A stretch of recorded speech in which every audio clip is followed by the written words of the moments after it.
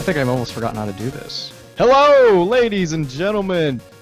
Your eyes do not deceive you. It's the ShockCast. We're back, and Ryan is throwing a reggae party at his house. It's amazing. We're also what is that, Ryan? That is not me.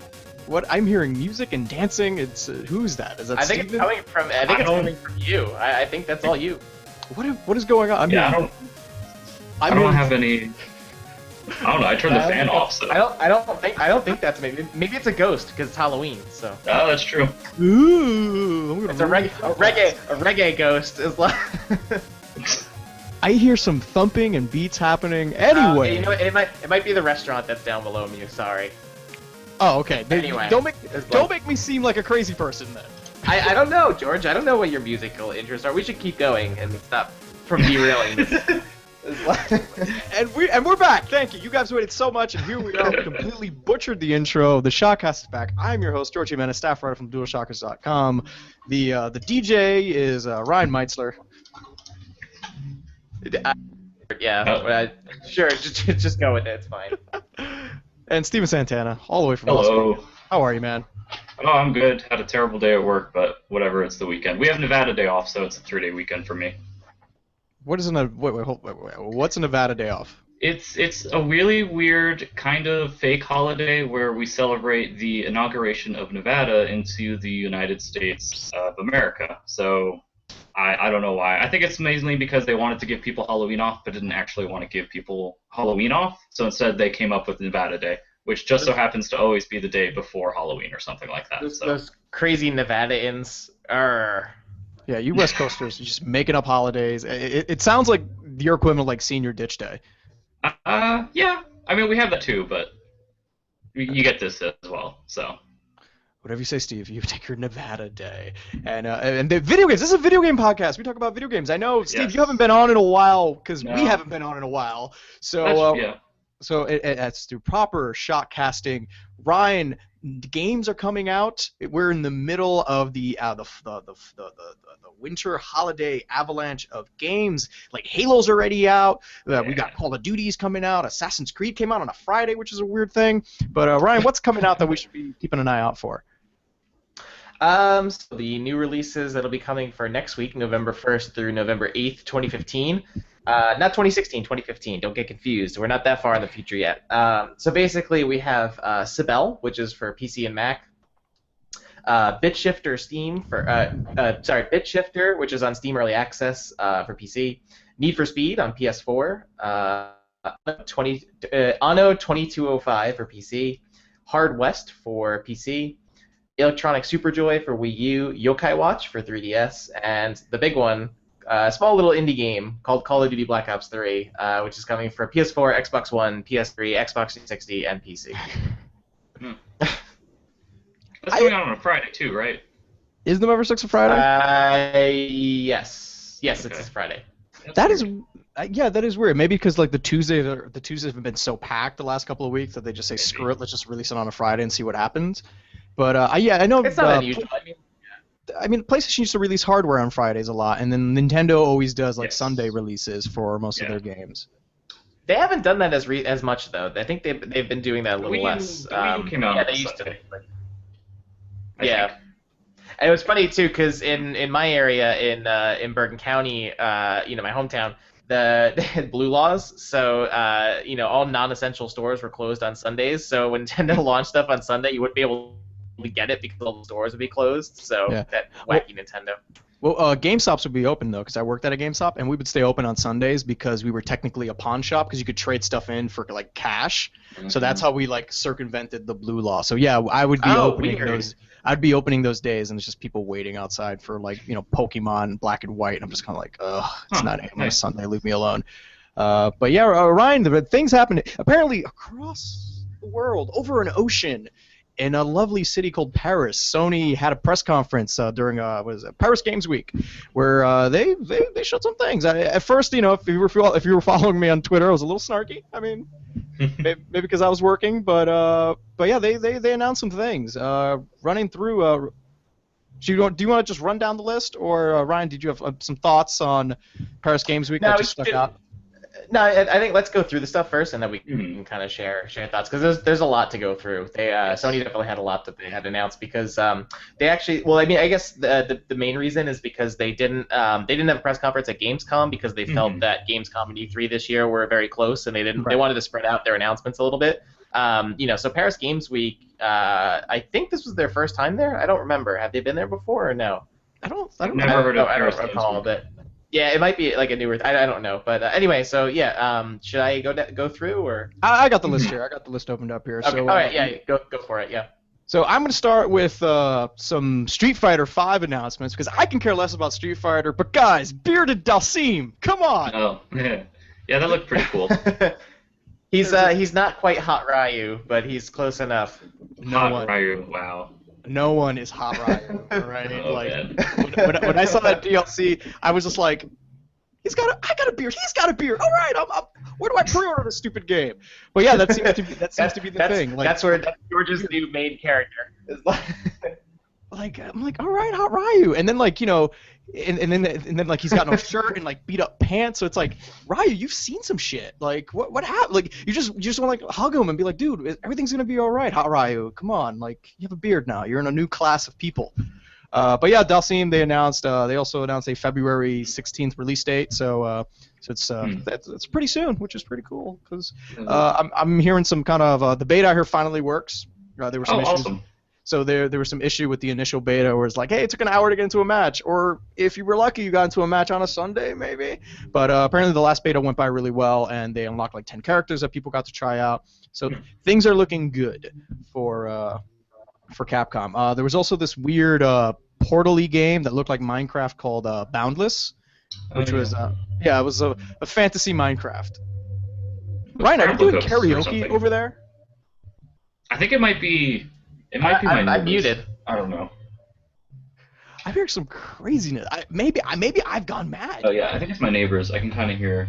Oh okay. Like I was just sitting like there was some thudding happening, and I'm just like. So it's not just me. Okay. Yeah, no. Maybe I think it's my neighbors. Sometimes they have like a deep bass system, so maybe that's what's being picked up. That's exactly it. Because I'm like Okay. I'm there, and I'm like I can't be going crazy. Like I'm I can hearing. kind of hear it, but Like Ryan, you hear that too, right? You hear that? it's like Yeah, I low hear it, frequency or something. I don't know. I don't. This is like some great audio things happening here. But I'm like, let's all listen to the bass. I hope it's actually like caught on the final audio file. Oh, wouldn't that be great it if they will. just hear nothing and it's just me like losing my mind and it's just like George Yeah. lost his shit. Like, Oh jeez. Yeah. but yeah. So Paris Games Week. Yeah, Paris Games Week. So Boundless, that looked really cool. Didn't see enough of it. It was just a nice little like sizzle reel of just a guy with a hammer going through portals and stuff. That looked really neat. There was the that rhythm game Vector, with it's a VC. Yeah. great. You young people, you know what a VC is. I was like, is he a guy? At some point, I'm like, is this Deadmau5 without the helmet? Like, what's happening? But yeah, that kind of basically is like. it was a rhythm game. I guess that's awesome. We also saw from House. What was the name of the developer? House Marquee. Matterfall, which is Housemarque. Housemarque. Okay. Cool. Yeah, the really cool CG trailer of a robot cyborg guy with a little Tron arm shooting another Tron thing. It was funny as they had that trailer because I totally thought it was Vanquish 2 at first because I was like, "Is this Vanquish?" I thought it was. Because he kept sliding around. It looked a lot like Vanquish, and then I saw it and I was like, "Oh, never mind. This is something new." So. I have no idea what it is though, because it's like the trailer isn't indicative at all of what the actual game will be, so it's kind of like a weird premiere. It's kind of exciting because Housemarque is really good. They have Alienation coming out soon, and then I guess this is their next. Yeah, and they did project. Resogun. Yeah. I love Resogun. Ryan, your favorite game on the PS4 is finally getting something it was missing. Which one is that? Motorcycles, bikes, and Drive Club. Drive Club. Drive Club, bikes is coming. The announcement that leaked before the actual conference. Hey, what are you doing? Yeah. Right? Whoops. And they were just like, yeah, bikes. They're like cars, but with 2 wheels. Basically, it was like. All right. So, question for the group, because we're all PS4 owners here. Who's actually played Drive Club? Nope. Nope. I have installed it. I haven't played it. Same here. I waited for the PS Plus version. I'm like, I'm not buying this game. I'll just get this free version that took 4 months to come out. And then when I finally got it, I like realized, oh wait, I don't like racing games. So that's just eating hard drive space. But yeah, so bikes. If you like motorcycles and have a PS4, it's like $15, and I think $12.99 if you have a PSN account. So yeah, there you go. Ratchet and Clank had a thing. Yes. Oh, okay. Sorry about that. Okay. We're good? Yeah. All right. Ratchet and Clank, guys. Oh yes, that's Yay. also. I actually really like that demo that they had at E3. It was really fun. That game looks pretty. The game, it looks amazing. Yes. I mean, it's just like I haven't really played Ratchet and Clank, so I'm not quite as excited for for it, but it looks really good. I mean, it looks amazing. Oh yeah. So. But yeah, I've never been. Ratchet and Clank was one of those games on my periphery that I just kind of never got around to. So the whole franchise itself, I'm just like, it looks fun, but for whatever reason, I think I was in a moment in my life where I was just like, I don't think I want to play platformers ever, ever again. And I don't know what to attribute that to. I was just like, nope, just don't want to do it. But it looks neat. Yeah. Star Wars Battlefront got a trailer, and we got to see Han, Leia, Luke, and Darth Vader. Yes, and Boba Fett kind of avoiding the Sarlacc pit, which is like a funny little Easter egg for people who watch Jedi, and he famously just kind of goes out kind of like a wimp and just kind of falls into it and dies, and it's just like, oh well, there you go, Boba Fett, he's gone forever. That cool guy you really Well, like, guys, turns out wasn't good at anything. Well, guys, in the expanded universe, God. no, I'm kidding. It's like, Charlotte takes 30 years to digest his food, and I'm like, shut up. Whenever we talk Star Wars and someone mentions expanded universe, I want to hit him with the backside of my hand. I'm like, no one talks about expanded universe, all right? George in the EU. No, I'm kidding. It's like Yeah, that Battlefront trailer was really cool. I mean, the beta was a lot of fun. I've been looking forward to it. I'm still not quite sold on it yet, just because I'm like, I don't know if I'm actually going to play it, but it does look really, really fun. Like, yeah, the production. They got a lot of aliens. Insane. Yeah. I'm all about the aliens. Yep. Not much else to say about Battlefront, though. I mean, Star Wars, yay! I'm yeah. concerned about kind of the lack of single player. They have that co-op mode where it's like you're just two dudes doing missions for like General Akbar, but there's no real there's nothing narratively tying everything together. It's just like now you're in Hoth, now you're on Tatooine, go kill stormtroopers. But it looks good. I mean, like, man, when you're in it and you're shooting the little blasters and you hear the and then seeing TIE fighters, yeah, the sound quality and just the production values alone is pretty neat. Yeah. I think No Man's Sky is gonna have a story. I think yeah, it seems like it. It was I forget who was doing the voiceover in the trailer. I'm completely blanking on that now. Morgan Freeman. No, it wasn't. No. No. But anyway, yeah, no, it seems like there will be like some kind of connection. But yeah, No Man's Sky had a new trailer and a release window where they said it's going to be June 2016, which didn't really surprise me. I kind of figured it wouldn't be coming out this year. It's way too late in the year at this point. Yeah. So which is a bummer, and like the common theme for this press conference was they showed a lot of good games, but also we're not seeing this stuff till next year maybe.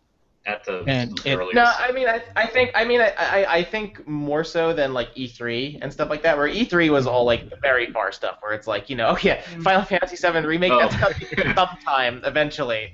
Yeah. But I think it was good because I feel like everything they showed at Paris Games Week pretty much is coming within the next 6 months, which is good. I think that's what they need to do because obviously their holiday launch releases are kind of slim. Like they really don't. I mean, really, the only first-party thing that they have coming is the Bloodborne DLC. I think realistically, that is like the only thing. Otherwise, everything else they're relying on is all third-party stuff. Yeah, third-party console bundles and all that stuff. Yeah, right, exclusive content deals and stuff like that. Yeah. Which is a shame because I think Sony. I think the number was there's like 27 million out in the world now PS4s. So it's like you got a lot of systems. You just have a lot of people waiting for the Uncharted. Basically, yeah. And speaking of Uncharted, what the hell was that multiplayer beta trailer? It looked funny. I was very happy. Yeah. I was very happy. I saw a lot of old characters like Eddie Raja from the first one, and they had Harry Flynn on there for a second. Chloe came back too as like the skin that you'll play. Yeah, it was weird because like the ending, it was like, oh, Elena becomes the Jinn thing from Uncharted 3's ending with the supernatural twist, and she also like somebody else throws El Dorado, like literally throws El Dorado from the first game, and it starts like shooting out these weird things that like attach to people, but it doesn't show what actually happens to them due to that. Like, is it a buff? Is it a negative thing? Like, what's actually happening? And I don't know, it was really confusing. It looked intriguing, and I think that's the kind of thing Uncharted need, because I mean, like, Uncharted multiplayer looked fun to me, but it just kind of looked like generic, like, third-person shooter multiplayer. So I'm glad that they're like introducing these kind of things that will make it stand out a little bit. So it's not just like, you know, like I said, like generic third-person shooter multiplayer. Yeah, I think I did a tweet where you're watching this, and I hate when they do multiplayer trailers for games because it's like the way they're playing that game is not how anyone ever plays online. A lot of like, hey, let's wait behind cover. Ready? Okay. Da da da da. And they're like, no one plays like that. It's going to be a bunch of people trying to like run up to each other and punch each other in the face because that's a one-shot KO. Like that's how you play Uncharted multiplayer. None of this like, all right, ready to go. Oh no, we got it. I got you covered. Don't worry. Like no, I hate that canned kind of like the game chatter. Like I was cringing that whole time because no one plays a multiplayer game like that. It's it's going to be a clusterfuck. So they should just acknowledge it and be like, look, it's going to be a mess where you can throw magic at each other. But yeah, I mean, Uncharted 4 looks good. So a multiplayer mode I probably won't touch, but knowing it's there, so maybe you'll dabble in it. Yeah, I like 2 a lot. I played a lot of 2 online. I play a lot of 2 in general, but 2's multiplayer was a lot of fun. 3, I don't know, it felt too different and not what I wanted. And I like The Last of Us multiplayer a lot. So if they can kind of take cues from The Last of Us multiplayer and kind of incorporate that into 4 in some way, I would be very interested. But if not, then I'll probably pass on it. Yeah, same here. I mean, The Last of Us had that great meta game where it like connected to your Facebook, so it's like all your Facebook friends were survivors in your off base that you don't see, but if you lose missions, your friends start dying, and it's like Steven Santana was just died of malaria, so you start feeling bummed out because I'm like, oh, I like Steve, but he's dead. Oregon Trail. Yeah, it's just a weird kind of like Uncharted Oregon Trail. Hey, Vita guys! Gravity Rush 2 is coming not to the Vita, I think. Not to the Vita. Yeah. But it is coming to the US, so I'm very happy about that, because I love Gravity Rush. It is I didn't have any doubts that it wouldn't come. A lot of people were like, oh, there's no North American release. I'm like, I'm pretty sure. I'm like, it's 100% sure I think, that it was they're definitely doing it. Interesting thing is, actually, I think it's just in North America that the Gravity Rush Remastered that's coming is only going to be digital. I think only for North America, which is interesting. So, yeah. So you know, we were joking about the Vita. So I think it's safe to say that Vita's dead. Vita's gone. To Sony, it is. So yeah, if Sony's not even acknowledging, there was not one acknowledgement of the Vita during this press conference. Nope, I think not at all. Not even a throwaway like sizzle reel of like, here's some indie games we got on there, like they did at E3. They're like, that's what it had at E3. They were at least like, I think there was a few Vita games like Severed or something that were in an E3 sizzle reel, but like at their conference even at E3 it was like there was no Vita. Yeah, which is a shame.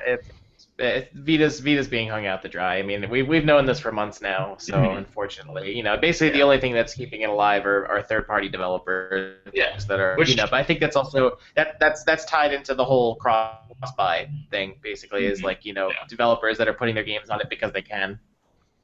Yeah, there was I started putting together like a list of like PSX stuff because PSX is coming up, and there is a lot of like developers who are booked for that are developing Vita games. So it will be interesting to see if like last year, you know, they kind of come out and Sony itself starts to be like, okay, yes, we are going to talk about Vita now because it's PSX and it's Vita time, because the people who are going there, you know, actually have a Vita and enjoy playing the Vita. So we'll see, but it looks like it's pretty much indie developers and third parties, if even, are supporting it.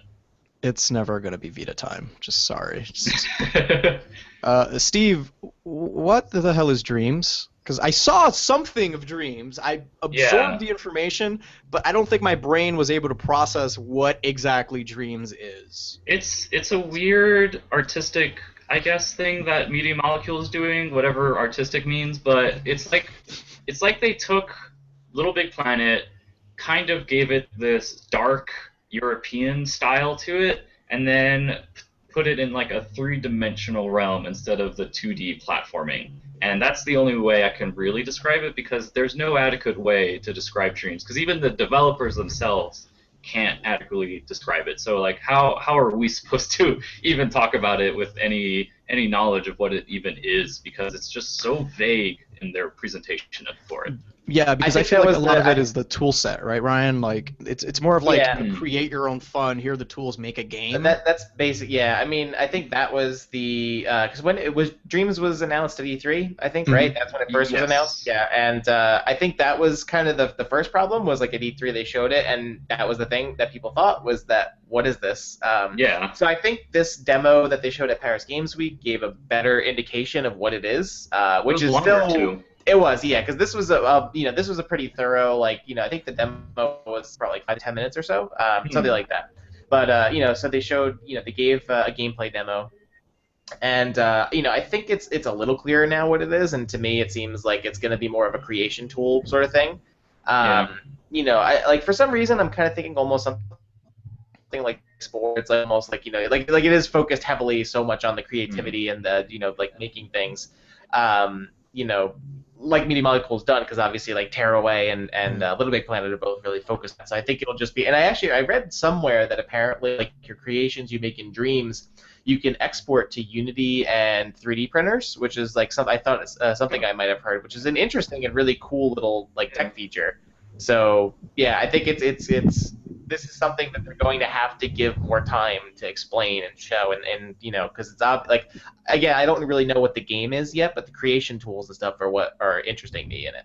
Yeah, it seems like a game that like I wouldn't be able to fully enjoy like a month or two. I can only enjoy it like a month or two after release, after the community has gotten their hands on the tools and starts making like really cool shit with it.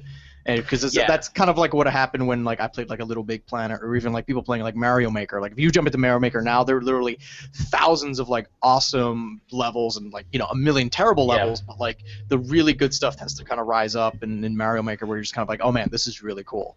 Right, yeah, and that's the thing with any kind of game where it's specifically driven by user-created content and like all that kind of stuff, is that there's only really a small percentage of people that are going to be invested in the creative aspects of it and making levels, like probably 10% or less, versus the majority of people that are going to be going in to experience what other people have made. But the people that are that are the small percentage of people that are going to be making stuff for the game are going to be really dedicated and do really awesome things with it. Yeah. And speaking of awesome things and really bad titles, Horizon Zero Dawn got some time there. It was essentially the E3 demo, but it was a little bit more in depth on the when she fought the giant dinosaur robot thing. It's not a dinosaur. That's what the developers say. It's a robot dinosaur, right? Yeah.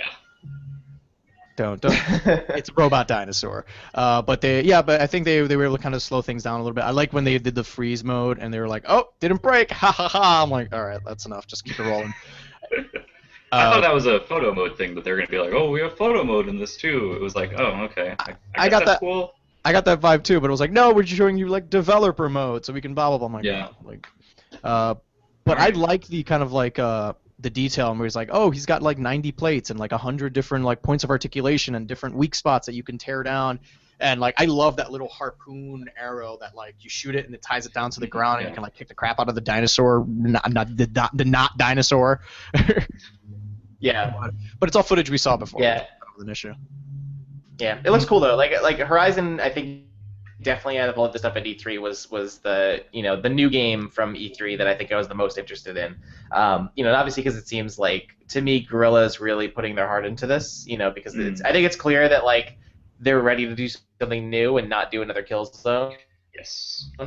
And I think that's just really apparent. So different from any of the other stuff they've done. Yeah, they seem happy to be out of Killzone jail for whatever reason. Like they were on good behavior. And you guys can make a fun game now, and they just like lost their minds, which is good because you could see they're like almost like having fun with the game, and they seem fun like presenting and showing you like all the weird, cool like all the hunting elements. We should like hunting these little raptor dinosaurs by luring them out and baiting them. Like that was really neat. Yeah. I was trying to find. What was that, Steven? So I want to see what you do when you're not in combat. Like we've seen 2 demos now where it's mostly combat focused. So I'm interested to see like okay, what is the other side of that? Like, what are you getting out of the combat? Like, are you getting materials from these dinosaur things? I read that crafting seems like it's going to be a pretty big part of the game. So I'm assuming if you by hunting down these creatures and finding materials, you use it to like build different weapons and things like that. Yeah. So it seems like that's going to play a pretty big role in the game. So it'll be like Far Cry, where you build a bigger wallet out of the mechanical parts of the dinosaur robot. I guess so. Thing. Yeah, makes sense. Yeah, because video games. Yeah.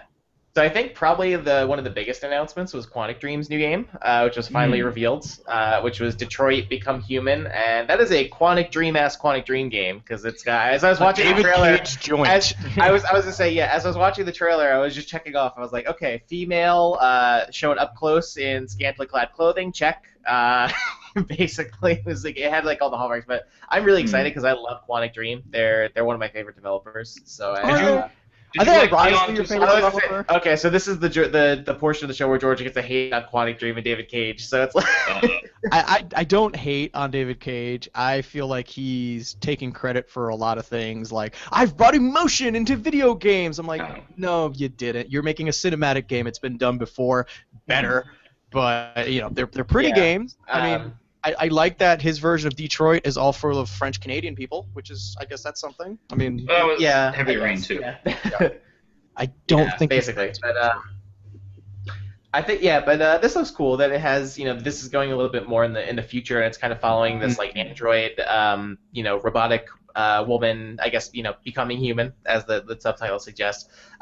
It was funny as I watched the trailer because I totally thought that the model was Jennifer Lawrence because it totally looks like her, but it is not her apparently. So yeah, I didn't get that as much, but I did see people say that, and after that I kind of was like, oh, okay, I could kind of see that. Yeah, like very short hair. Yeah, it definitely looked like her, but I definitely got excited. Like I'm really looking forward to hearing more about the game. And I mean, I'm sure it'll be silly and full of plot holes but it's an experience. I like playing through David Cage games, but like I never understood the idea of like he's a genius. I'm like, no, he did something differently. It doesn't automatically put you on top of here. I wouldn't go that far, but I definitely enjoy the games like like Heavy Rain and Beyond Two Souls. Like I know Beyond Two Souls is a little bit more of a sort of a mixed opinion of a game, but I both really enjoyed them. I think they were both excellent games. They both had good stories, and especially Heavy Rain, I think, is like one of the standout games of last generation. So sorry, George. I know. I'm sorry. I can just see you cringing as I say those words. Press X to Jason. Jason. Yeah. Open the cabinet. And then the other. Yeah, and then the other stuff too was they showed some more of the PlayStation VR. So they announced. So they announced Until Dawn: Rush of Blood, which was funny because a couple days ago they were like, no, it's not happening, guys. What are you talking about? And then they announced it at the show, and they're like, yep, it's happening. So that's going to be like a standalone, or I don't know if it's standalone, but like a Until Dawn themed VR experience. Well, he said roller coaster. It was Shuhei when he said like it's an on-rails thing. Yeah. It's so weird. It's such a weird pick for that game too. I think what we're going to see with VR is a lot of horror stuff. Because to me, that's what works in VR, is you being fully immersed into something scary. Like, that works with people. That or Tekken 7 is coming to PlayStation 4 and PlayStation VR. I don't understand how that's going to work. I vaguely remember that, like, the old Tekken's having, like, a first-person mode of some sort. Yeah. Or am I nuts? I'm pretty sure it was one of those random modes, because they also had, like, a beat-em-up mode also in that. And, like, Tekken 5. They also showed Crytek announced Robinson: The Journey, which is a new game from them. That looked really cool. It basically, to me, it kind of looked like a VR version of Ark. Is kind of what it reminded me of. But it looks really cool. Like I definitely, as I watched the trailer, I'm like, okay, this is something. I mean, obviously the footage is in engine, so it's not like that's not the actual gameplay you're gonna see. Yeah. But as I was watching, I was like, okay, this is something I can get behind, like being in, kind of immersed in this big forest environment. And you see all these like dinosaur creatures running at you and all that. It looked really cool. Yeah, but Ryan, how about rigs, esports, robots with guns? God, that trailer was so obnoxious, like, with the shoutcasting. I love the inside the VR headset Iron Man shots. So people are like, what? Like, I hated that. Right, that's like become the de facto VR first person thing is like the Iron Man style shot now. It's like There's like no other way to show it. Like, It's true. how do you show these people like doing VR stuff without You know what? actually You doing don't have to VR? show that. you know what You don't have to show that shot. You can just Yeah. if you Did know that, that's doing it, just show the heads-up display. I'm sure people are smart enough to be like, oh, okay, I get it. If I put it on, this is the heads-up display I'm going to see. Like, you can don't always have to go outside looking at me and be like, that's how I'm going to look like. I'm going to pass on this game. Well, yeah, I mean, otherwise you do like the time cover with the creator of Oculus Rift looking like this as he's on the cover. Like, Yeah. Yeah. Oh, that was so funny. Such a weird cover. I'm hoping Outlast 2, which got announced this morning, I think, right? I'm hoping Outlast 2 uses VR, because the first Outlast is like totally something that would be a perfect fit for it, because again, it's horror and it's first person. Outlast. That was the first thing I thought when first off, I was really happy they announced Outlast 2 because I love Outlast. It's really and, good. Second, I thought it'd be a perfect VR game because it's like that game is scary enough by itself, but in VR it'd be a whole other story.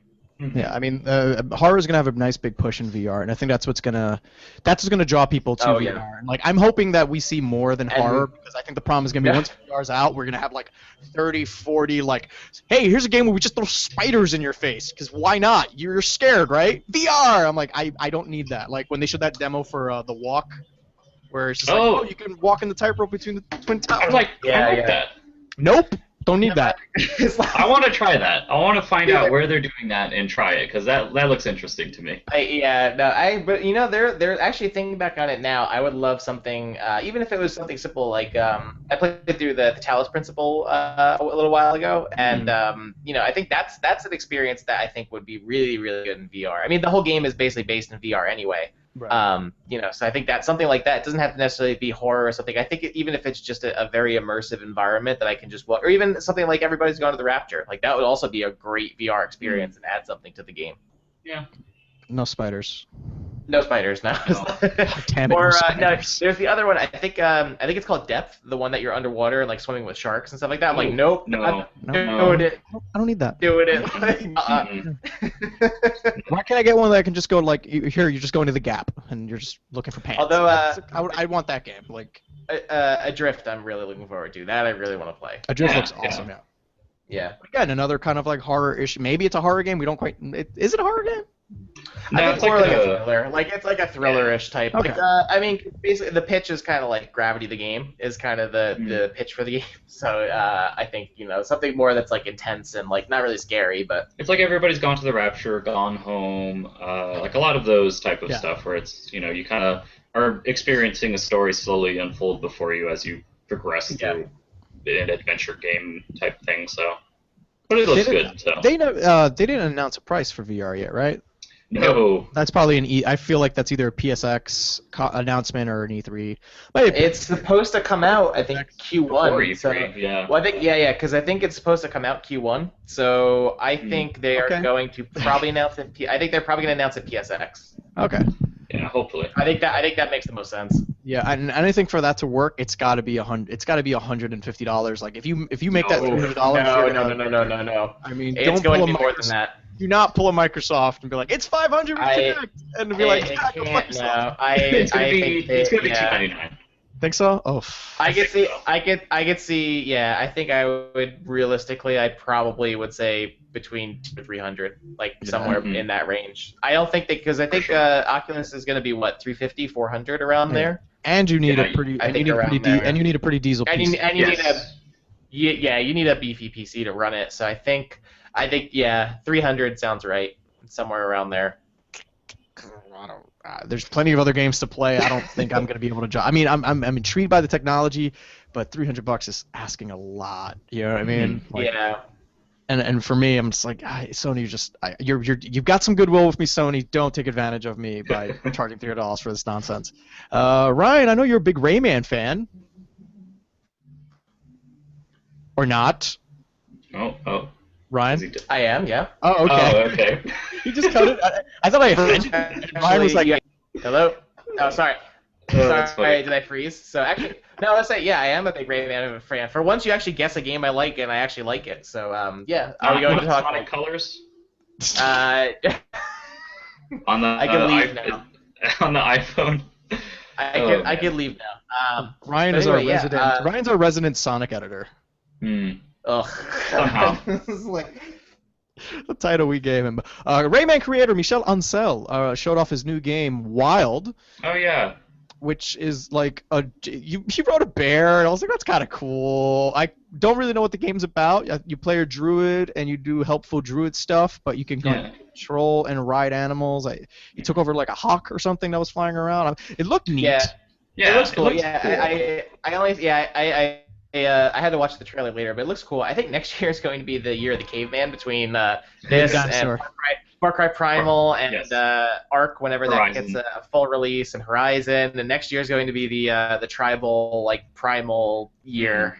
Yeah, funny how games work. Like just all this. It's almost this like year movies. was like it's all the same theme. Yeah, basically. Like this year you have. What was this year's? Like I think like the Victorian era, like the Order and Assassin's Creed, Open World as well, but also like I was thinking of that like Bloodborne and the Order and Assassin's Creed all have that Victorian era Gothic sort of styles, kind of. That's true. Yeah, no, but Wild looks really cool. It was like a weird trailer because it was kind of like it opens up where it's like, oh, it's in this like story cutscene almost, and then it's just like, oh no, just kidding, it's actually like in game, and then he like jumps out and just starts doing like the gameplay, which then involves like him meditating and like taking over the hawk like you said, and then he finds a snake, which I guess was to help out the girl because the audio for me was cut off, so I couldn't actually hear all of it. Yeah, so there was a girl who like got bit by a snake or something, and you have to find a cure, and I'm like, oh, this looks kind of urgent, and this guy's just kind of riding around in a bear. I'm like, did you forget about the girl who's dying? Like, yeah, came around. It's like the poison from the snake. It's like in Grand Theft Auto 5. I think there's a mission where your family gets kidnapped, but if you want to, you can spend 20 hours digging around in the open world before you go back to that main mission and rescue your family. Be fine. Yeah, it's like one of those. It's that Mass Effect thing of like, you gotta go get some allies. Earth is fucked, and you're like, hey Gareth, let's go hang out at the Citadel and go on a bro date. And he's like, cool. Like, it's weird. It's weird when they try to do like a sense of urgency in games, but also give you like the agency to do whatever you want. Where it's just like, oh, narrative, you should do something. Like, put them on a timer, anything. Like, get them back on track. Yeah. And finally, my favorite announcement that got the maximum level of snark out of my face was the GT Sport. Guys, Gran Turismo is coming eventually. Yeah. I can't wait to play Gran Turismo Sport Prologue in 2017. No. There is going to be a community beta that will start early 2016. So not only have we been waiting years, I mean, I haven't been waiting years because I'm a normal person, but GT fans have been waiting years for a game, and they got the announcement of a beta that's maybe coming early next year. And I'm like, wow. And then the guy came out to talk about how much they love cars, and did you know that this was the first city that did the GT, blah, blah, blah. And I'm like, no one cares, all right? Yeah. Show me more than the 15 seconds of like, ooh, that's a nice tire. Ooh, look at that thing on the side. Like, no. You need to, at this point, you need to show me gameplay. Where have I heard this before? Maybe with a game called Drive Club. Oh, yeah. Yeah. Oh, jeez. Yeah, I don't know, because Gran Turismo 6 was not great. 2012? Was it 2012? No. I feel like we reviewed the last Gran Turismo. Alyssa reviewed the last Gran Turismo like a year or two ago. I remember Gran Turismo happening. Jeez. And it wasn't great. And it was like I will double check this and confirm.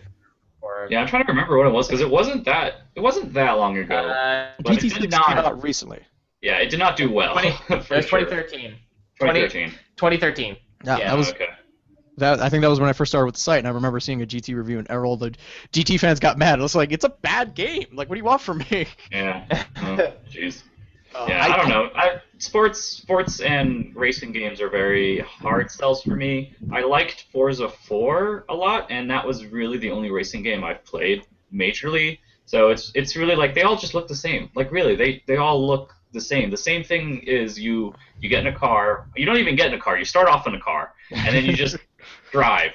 You are a car. And that's it. And it's just like, okay, cool, I guess. I mean, I don't know what differentiates this from the last one. Like, how are you, like, I don't know.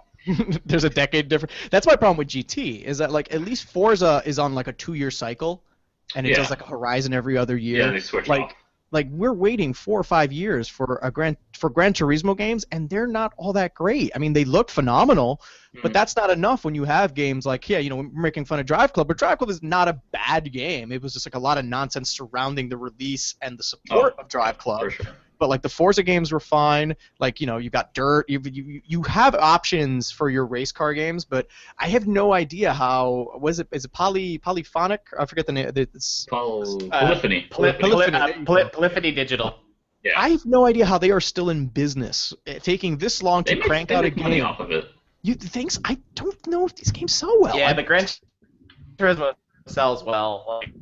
5 sold really well, and then 6 had microtransactions, I think, or DLC support of some kind for like very small things, and I'm sure they made money off of it. Yeah, I'm not. Especially because it was a PS3 game. It wasn't a PS4 game too. So true. But yeah, GT. So look out for that beta early 2016, guys. Yeah. But overall, I thought this was an okay conference. I mean, Sony did their job of showing things like how you mentioned, Ryan, showing stuff that's going to come first quarter next year. True. Yeah, pretty much. I mean, most of it. Yeah, pretty much everything they showed. Like most of it's coming out. Aside from like the newer stuff we're seeing for the first time, I think most of it's coming out. Within the first 6 months of next year. Yeah, and I'm hoping they're reserving the big guns for PSX. Like I said, maybe we'll get a release date and price for the Morpheus. Maybe we're supposed to be getting some Final Fantasy Remake HD information or something. Yeah, that's a weird rumor that I've been hearing, like rumblings of, and I'm like, I don't quite understand if that's true or not. Like, why would they? Here's the thing. I don't think we're going to get a release date. I think we're going to get for sure. No, I think we're going to get a 3 to 4 minute gameplay demo of showing you, because from what I'm hearing, it's not a remake. It's almost like a director's cut, in a sense. Huh. Okay. Because they're building a Final Fantasy VII game, but it's not the game that you remember. So I don't know if they're taking that 100-hour game and condensing it to a 40-hour what?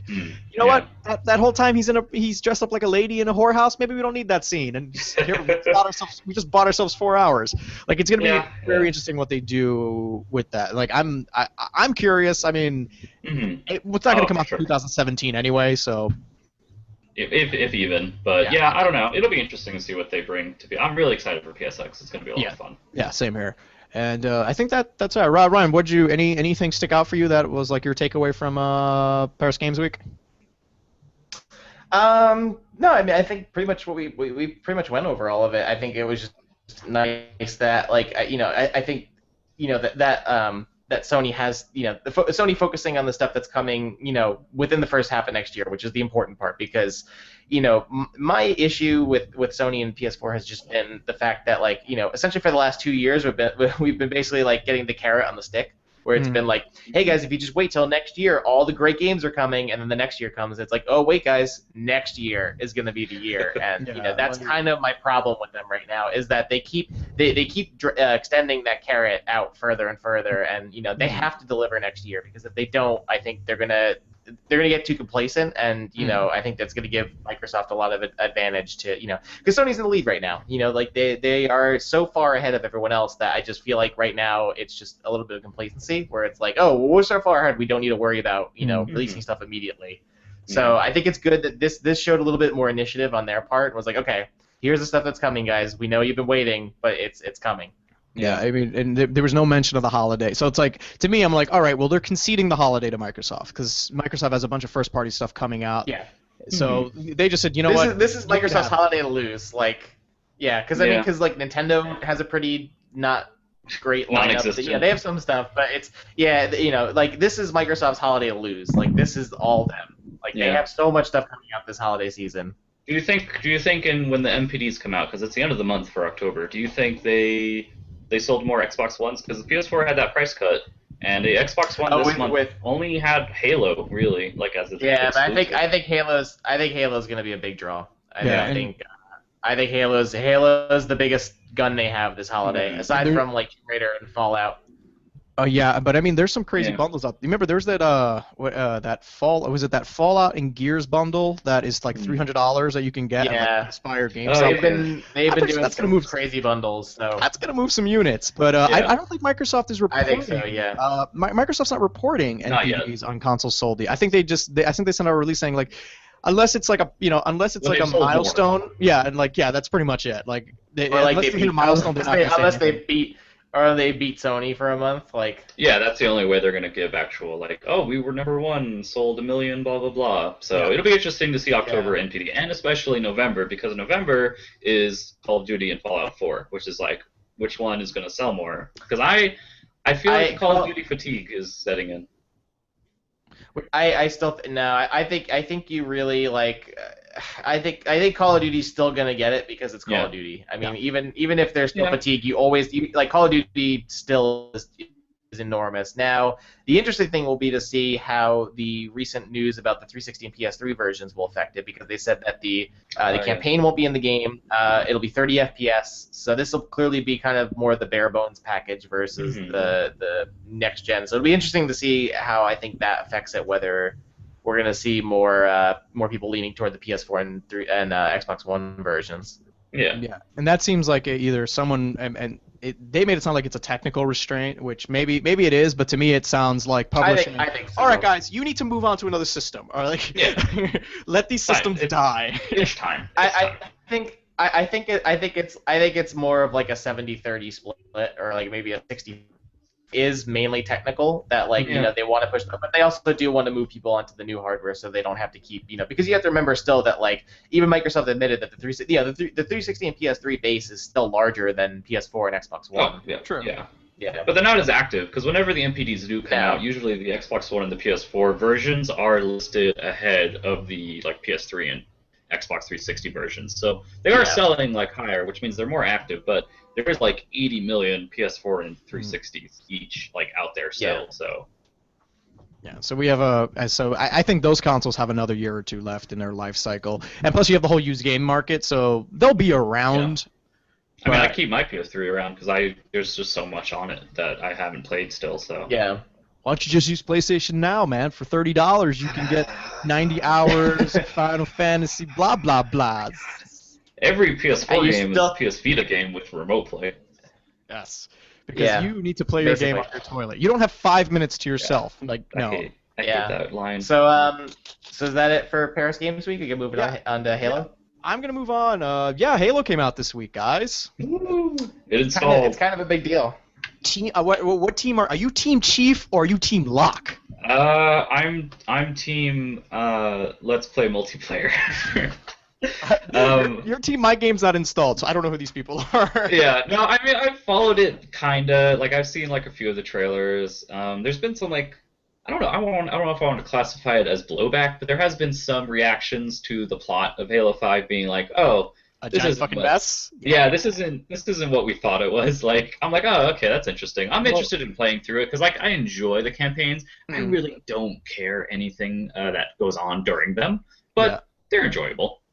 Yeah, because they're done so well, and like the actual combat is so very Halo, where like that is where the game is the most open, is that you have so many different combat options when any given fight, there's so many ways it can go, and like in this time around you have all these suit abilities, so it's like if you just want to go up and just like air pound people, you can do that, or if like I'm more of like a long rangey guy, you can play like that also, and then you could issue squad commands, which is really cool. But the story has never been what pulls you in. It's an intriguing universe, I think, and I think the lore is really interesting because like I love the whole like Spartan program.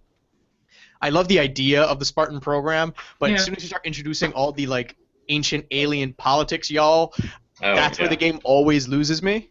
4 was kind of a mess to me because I was just like, I don't like the Prometheans were introduced. It's just like why? You mean the game where Master Chief knew who the bad guy was and you didn't, the player?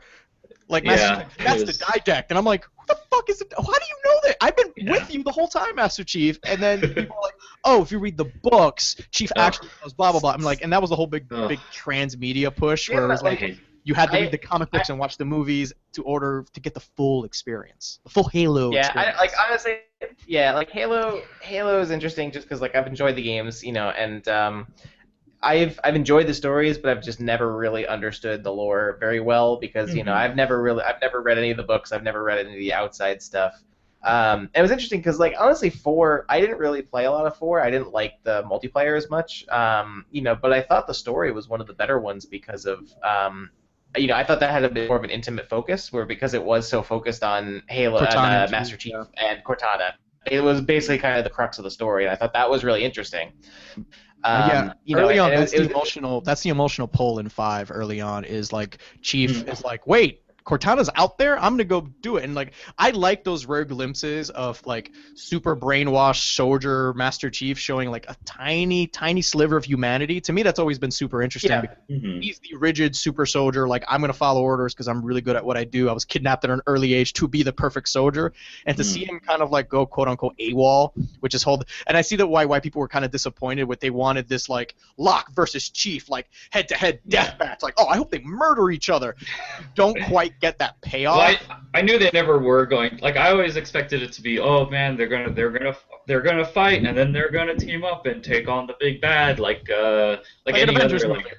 yeah, pretty much. Where it's like, oh man, Batman and Superman are gonna fight. It's like, no, they're not. They're gonna like trade a few punches, and they're gonna be like, oh wow, we gotta beat this other guy. And there's a misunderstanding. Oh, I get it. We're all on the same side. Yeah, it's been interesting to read about that because of like you guys have said, this sort of I don't know, backlash is the right word, but like this sort of like people are grumbling a bit because the marketing of the game sold the story a bit differently than it sold the story differently than what the actual game is presenting. Finish the fight, Ryan. Yeah, basically. And it's interesting because honestly, the marketing for Halo 5 is probably some of the most interesting stuff I thought that the series has been doing. They brought back that Hunt the Truth podcast they've been doing. And then the other stuff, just the whole sort of angle where it's been like, is Master Chief a traitor? Is he, I thought was a really cool twist on the story because every other game in the series has always been Master Chief is the greatest, hero of the universe and blah, blah, blah. And this time it was a little bit more, like I liked the direction that it seemed like they were taking this one. It looks good. I was playing, because I was so desperate for just Halo, I started playing the Master Chief Collection a bit more yesterday. It works now. And it's prime for me. Almost a year later, it works. Oh yeah, but like the story in Halo 2, I was like playing through the updated version of it, the anniversary, so it had like the cool cutscenes and stuff, and it was like, oh, this story is actually like interesting, but not enough to where I'm like, oh man, I gotta read the book to find out the history of the Arbiter or something, and it's just like, I don't know. They seem to lean more heavily on that than they should. My opinion on. They love their alien politics and their prophecies, and I'm like, you know what? If you just stuck this to just a sci-fi military story, I feel like I would probably enjoy it better. I'm like, I don't know, maybe I have an appreciation because I know this dumb alien stuff is gonna come up, so it's just like it makes me like the human stuff a little bit more because at some point I know some incomprehensible nonsense is gonna come my way, where it's like I'm just gonna cling to Chief, man. He's okay. He needs a hug. He's been through some shit. But the multiplayer is kind of where it is where the game comes together, and you're just kind of like, okay, wow, this is Halo. Especially that new mode of Warzone. I did a video that should be going up this week. Fantastic mode. It's almost like a first-person shooter in a MOBA because you have blue team, red team. You both have starting bases, and the idea is you want to try to take these bases and eventually work your way to the enemy's base, take down their core, or score 1,000 points first. So the idea is like as you capture points, you're gonna get like, oh, you got 50 points for that. And then what they'll do as the level progresses, they start dropping enemy soldiers like random AI, Covenant, and Prometheans over on the map, and they all have point values, being like they just dropped a Covenant Knight. If you kill him, your team gets 100 points. So now it becomes like, oh my God, if we're losing, let's just go after. So it becomes like if you're grouped up with people, you're almost putting together like these hunting parties of like, all right, you guys fight the red team. We're gonna go hunt these assholes that drop down and like drop ships or teleport in. Which is really cool because it does have that MOBA vibe because you do have like that rec system where the better you do, you unlock your next level of rec, which basically unlocks a new tier of weapons that you can equip on your character. So you can go up to like level 8, and then they're basically giving you 8 points to get stuff. So you can spend all 8 and get a tank. Or it's like, I'm going to get a shotgun, I'm going to get a shield, and I'm going to do that to spend all my 8 points. And it'll just replenish every time you die. Well, not every time you die, but every time your team does something positive, they'll add another tick there to your points, which is really cool. But I don't know if you got to play any of the multiplayer, Steven. Not yet, right? No, I played a match of Warzone at the GameStop Expo, which was like back in September. And it was a lot of fun. Like I enjoyed doing the rec thing where it's like, oh, I can choose like even more so than the loadouts they had in Halo 4, which were kind of like Call of Duty loadouts. It's very much like you have access to every weapon they're tiered, but you still have access to them. Like at a certain point, you will have like the entire like almost armory of Halo. Yeah. To be like, oh well, if I want a Warthog, do I want a Warthog with a machine gun or a Gauss cannon in the back, And it was also really cool to like be kind of like a lone wolf and be like, oh, I'm like, the team's like fighting off on the side. I'm like, whatever. I'm gonna take the sniper power weapon and go kill that Promethean like hero class that's gonna give us 1,000 points instead of like, oh, I want to capture the space for 500 and stuff like that. So it was a lot of fun. Like I really enjoyed it. I'm really looking forward to playing more of it. Yeah. It's a real cool mode, and then they have an assault version of that where basically you take turns attacking each other's bases, where it's almost like that Battlefield Rush mode, where it's like base 1, base 2, and the core, which is a little bit more like there are less of those random elements of the other bad guys showing up. And for this one, it's just like defend it for 6 minutes, you lose it, all right, you have another 6 minutes to defend. If not, if they destroy your core, you're done. But like that's a really cool mode, and that's maybe if you're like a little bit too overwhelmed with like so many things going on, at least like your objective is take this building, which is pretty cool. Like I actually enjoyed I like doing that because that one's like a little bit more focused, because like I've done a Warzone match where my team was doing great and then all of a sudden we just ignored the bad guys over there because like, why, we're winning, we're just going to destroy the core, and before you knew it's like they just killed the blah blah blah for 150 VP, and we're like, oh, they're closing the gap really quick, and then all of a sudden it just swing the other way, and you're like, like a MOBA, which is so weird. Yeah. No, I think because I haven't played Halo 5 yet, but I did watch the Halo 5 live event that they did on Monday night, which was like their big launch event that they streamed leading up to it. And like a ton of the conference was dedicated to to gameplay demos and things like that, where they were showing off some of the modes and things. And it's definitely clear that I think Guardians, they are going the most gung-ho after the the esports and the MOBA crowd, and that they want Halo. Like Halo has been a part of that, but I think they're definitely aggressively trying to get into that and make it a appeal to that crowd. Yeah, I mean, they even added a spectator mode that works really well. And even the more like the traditional match, like game types like Team Slayer or like Arena, which is like CTF, Oddball, that sort of thing, those all work really well. And I think Halo does those really small team-on-team battles is like that's where that game shines. 4-on-4 capture the flag on a tiny map is fucking awesome. And like when you're there with your buddies and you're like coordinating and shouting out locations and doing all that, like that's really cool. And so for me, Joel's working on the review right now, so I'm kind of curious, and he spent a little bit more time with the game than I have. So I want to see what his take on it when I drag him on the podcast next week. But for now, I mean, I'm digging Halo so far. I haven't beaten it yet, but I've gotten to the point where I'm getting to this dumb alien shit, and I'm just like, all right, it's a Halo game. All right, come on, Chief. But good so far. I know, Ryan, you were playing Halo for a new feature late to the game, so you got to play Combat Evolved for the first time. So I'm kind of curious to see what you're like playing Combat Evolved and then going to Halo 5 and seeing like what the big discrepancies are for you. Well, this wasn't quite my first time. Was I actually I played? I guess I explained a little bit in the feature, so that's up on the site now, so you can read it. Where basically just late to the game is kind of where I go through older games for the first time. So this one, like with Halo Combat Evolved, I had played. I actually played it first on PC, but I never finished the campaign. So this was kind of why I wrote the review, or the editorial, was I was going back to the campaign.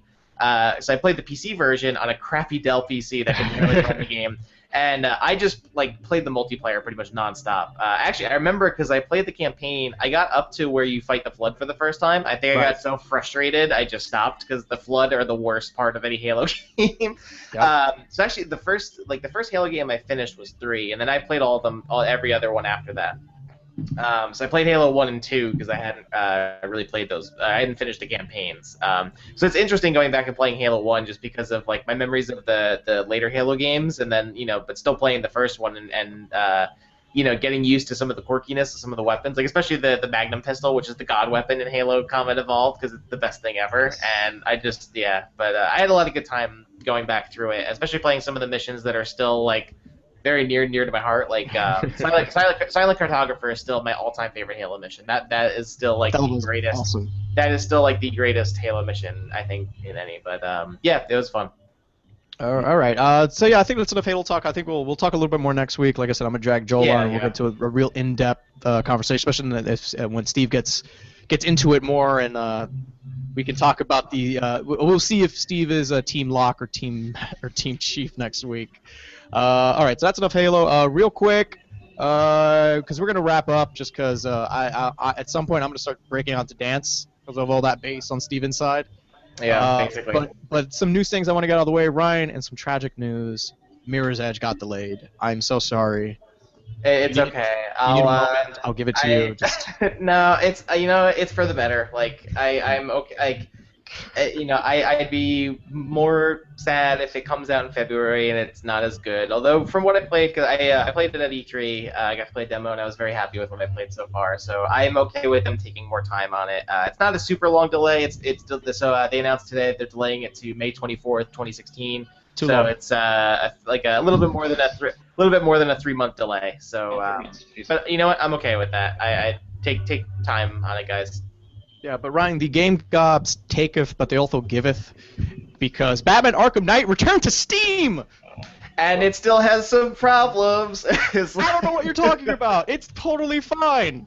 No, Warner Brothers posted and said, "Oops, there's like a couple bugs that are still affecting the game." So yeah, sorry PC guys. That sucks. But as a mea culpa, they're giving Steam users some free games and some Team Fortress 2 content, because why the hell not? Yeah, I think I just still love how I went in and looked at some of the Steam comments, and people are just never happy. They just want it's just because they're like, oh man, they're giving us games that most of us already have already. I'm like, guys, come on, because they want like the DLC and the season pass and stuff like that. Which, to be fair, I mean, they should get it. They should get it also because, frankly, it's not worth $40 and they're charging for that. So I agree. I've been playing that DLC. It's terrible. But whatever. I mean, I haven't bought the game yet. I'm gonna get the PS4 version. So but it's just because of what.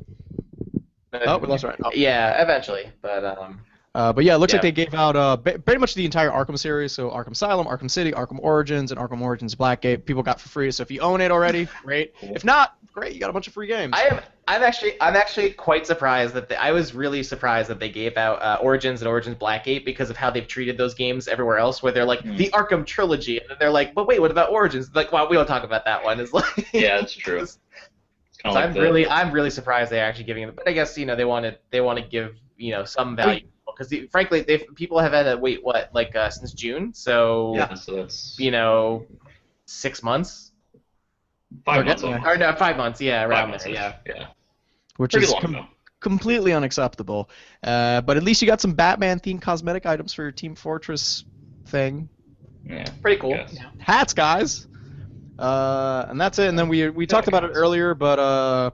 Rumor is that PS4 sold well over 25 million units worldwide. That is a lot of people sitting around waiting for Gran Turismo 7. The last figure was 20 million, right? Mm-hmm. It was something like that, yeah. When was that? Was that summer? Yeah, I think so, because they had just broken this within a few months of their last record, so Okay. I think it hasn't been that long. And last we left Xbox One, were they like 12 or something? 15, I think they're closer to 15, somewhere around there. That seems it feels like it was a while ago though. Yeah, I mean, that's a lot of systems, even for PS4 and Xboxes. Like they're doing way better than the PS3 and Xbox 360 at the time. It's been clear that they are outpacing the sales of the previous consoles. Yeah, it makes me wonder how long this console generation is going to be, because, like I said, the other lasted almost 10 years, so you got to see if this is going to have any legs. I think it'll be a little bit shorter than that, but we'll have to wait and see. 4 years after the Wii U, so yeah. Well, yeah. Jeez. Well, some developers are getting those Project NX dev kits now, so it looks like we might hear some things coming from Nintendo. Game that they announced or something. Isn't it like Miyoto or some dumb? It's a really dumb name. That's their Ryan's Nintendo person. Ryan, what happened? What is it? They unveiled their first mobile game called Mitomo. So I think first is in developed exclusively for. That's called Mitomo. That's still bad. And it is a communication-based application for mobile phones where users will be able to create their own Mii avatars to interact with their players and ask friends questions about their hobbies, lifestyles, and interests. So it sounds kind of almost like a Street Passy type style game. So, can I send Snapchat pictures through it? Of your dick? Yeah, I was gonna say no. You can't send dick pics, Steve. Don't even go there. Why? Why are we even here? Can I draw with the little stylus for my Nintendo DS. I would say it's gonna be like the Miiverse posts that you see in like Splatoon and stuff like Those that are like, yeah, I don't know. I remember waking up and going on Twitter, as I always do, and seeing like, oh, Nintendo's new mobile game. I'm like, what the hell is this? Like, what is it? Like, it doesn't. And you're half expecting maybe it's a Tetris or maybe it's like a Super Mario thing, and you're like, no, it's a thing where you can. Yeah, it's a messenger app. And you don't have enough of those apparently, which is My Nintendo now, I think is what it is, and it's yes. No, My Nintendo. I thought it was called Nintendo. Is that the Nintendo accounts thing? Yes. It's the replacement for that Club is, Nintendo. Yeah, that's what's the new service that's going to be replacing Club Nintendo. Yeah. It sounds cool. Like I think they incorporated something that, like, I guess one of the Nintendo executives had talked about like a long time ago, which was if you buy like a lot of their games, you get discounts for it because you are a good customer and have been buying games consistently from them. So that sounds interesting, but other than that, it's just kind of like Nintendo continually playing catch up with the rest of the world. I think it's a step closer to them though using a more unified system like PSN or Xbox Live, or so it's a step in the right direction. Yeah, because I think they actually said it's going to be like you're going to be able to integrate it. It's either My Nintendo or the app that's coming out for the smartphones, which is like you can integrate it with your Twitter and Facebook and stuff. So it's like okay, you can. Yeah, so that's cool, I guess. But like they delayed it even though they hadn't announced it. Which was another weird thing that happened this morning where it was like, oh, we have the smartphone app, but it's actually not going to come out until early next year. And it's like, well, we didn't even know it existed really until today. Like we didn't say anything.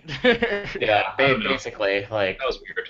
But that's the only other like news thing that I could think of that happened like this past week. Yeah, and we'll end the show on an LOL Nintendos. So real quick, Ryan, what have you been playing? So lately, I guess really quickly for review stuff, mostly it's been a lot of episodic Telltale stuff. So I reviewed Minecraft Story Mode Episode 1, which is really fun, check it out. Tales from the Borderlands Episode 5, also really good and closes out the series in a really, really strong note. I also have Life is Strange Episode 5 review, which will be coming up soon. And then just in terms of personal stuff, I'm not playing a whole lot right now because I'm getting mentally and physically prepared for Fallout because that's all I will play for the next, the rest of the year, basically. Well, we'll have a big, strong Fallout discussion next week. Oh, man. It's going to be so big. So disgusting. The only thing actually, because Halloween's been coming around, I started playing through Resident Evil HD Remaster to kind of go through Resident Evil. Really disappointed that they took out a lot of the really cheesy lines that I love from the original game, like the Jill Sandwich line. Like I think Barry, like I got to that part and Barry instead said, "Oh, you would fit nicely into a sandwich," and I was like, "Barry, come on, that's not the line." That's not the line, Barry. Like line. It's not what we came here for. What was the other one in that game? It was like Jill, Master of Unlocking. Yeah, they took out that line too, and I was like, "Come on, guys! Like you guys are no fun." Oh, that's so funny. Steve, what you been playing? I need to finish Wasteland 2 for review. I like that game. It's a good port. It has some technical problems where the camera and like the text that it displays sometimes is a little janky and a little weird. Where it's like you choose your usual option to attack and it'll be like end turn, and it's like wait, no, that's not what I wanted. Weird stuff like that. And then I have been playing Corpse Party, which is like a Japanese adventure game on the Vita, which is interesting. It's the sequel to like a horror game that came out a year ago, I want to say it was, for the Vita, and this is the sequel. And it does a good job of catching you up on its lore, and it's very weird. It's a very weird, like, horror game adventure type thing, where it's like you're not really doing a lot in it, and it's kind of more heavy story-based, where it's kind of like you walk a few feet, see a cutscene, view a scene or something, and then you walk a few feet the other way and stuff. Like, it's kind of like one of those games, but it's still pretty good. I like it, so I want to complete that. And it's also kind of worked out to where it's themed around, Halloween spooky type stuff, too, so it was funny how that worked out. But yeah, those are the only two things I've been playing. Besides, I'll be playing Halo a lot because it's Halo. So. Same here. Yeah. So a lot of Halo. I've been recording stuff for some Joysticking with George's. So I did Ryan's taking a look at the shower with your dad simulator 2015. I did, which is it's a really dumb game. And then also I'm playing Elite Dangerous for review. That's a big fucking game. But interesting. It's kind of a poor man's Star Citizen. So it's a space one. and also it's one of the games where I feel like you need like a manual in order to like figure out like because it's a game. It's like okay, now start docking procedures. I'm like wait what? And I'm just slamming into side of like Starship. So I'm like okay, I need work on that. And I also played the Star Wars: The Old Republic expansion, the Knights of the Fallen Empire, which is really weird because I like it because they literally just stripped out all the dumb MMO stuff and just gave you a Knights of the Old Republic style single player. And it's weird considering this is an MMO and like they took all the MMO stuff out and almost pretend like it doesn't exist while your character is going through this like really like well narrated, well acted, really well written story. And at the end you're reminding like and every once in a while I see a little general chat of just people like asking, you know, wanting to trade gold for cash. I'm like, this is really weird. And even like the final missions, they pay like homage to the old Knights of the Republic by changing the dialogue tree to like, they letterbox it, and then you have like numbered responses, which is really cool. But yeah, if you've been away from the Old Republic and think, you should probably check it out. You know, pay the $15, and you'll get a good 12 to 20 hours of just gameplay and like some cool Jedi stuff. But yeah, I think that's it. Like, I definitely want to do some more Halo. I'm gonna try to get Joel and Yaris because I know they're both big Halo and Star Wars fans. So it'll be good. We'll have a big Fallout discussion just for Ryan, just for you, Ryan. If I'm still alive and haven't died from the hype, because man, it's gonna be tough. Like the hype train will run you over. Yeah. And thank you so much for joining Mr. Steve Santana and those fresh beats coming from your next door neighbor's apartment. Yeah, that bass sure is bumping. So. My good old buddy Ryan Meitzler. ShockCast. ShockCast never changes. God damn it. And I'm George, and we've got a regular recording night. I have a little office studio space where I can do things now. So we will be recording on normal. We're going to be recording normally next week, and then next week, then the week after that, I'm going on vacation, so we might be off or might be recording on a different night. But we'll worry about that when we get there. But we're going to get on a schedule. You guys, you'll see. Thanks so much for watching. Make sure you check out DualShockers.com for episodes of Joysticking with George, more ShockCasts, Ryan's reviews, late to the parties. Steve's got reviews going up from Wasteland. He did a really good Bedlam review. You should check that out. And Giuseppe's got a bunch of news stuff. So if you want all that nonsense, you should probably go to DualShockers.com and the like and subscribes on the YouTubes and the iTunes and all that. And wow, that is drowning me out, Steve. You need to go like either murder someone. It's not that loud. There's a game called Party Hard that I might do a video for where you play a person who is so fed up with like people throwing their loud parties that you go to these parties and murder everyone there. So that sounds familiar. Yeah, it's a neat game. So we'll see you guys next. On that note, we'll see you guys next week. Thank you so much for joining us. Bye. ShockCast out. Please be excited. Please be excited. I'm excited. Right? We're done. It's not that loud. Yeah, I don't think it's that loud. Whatever.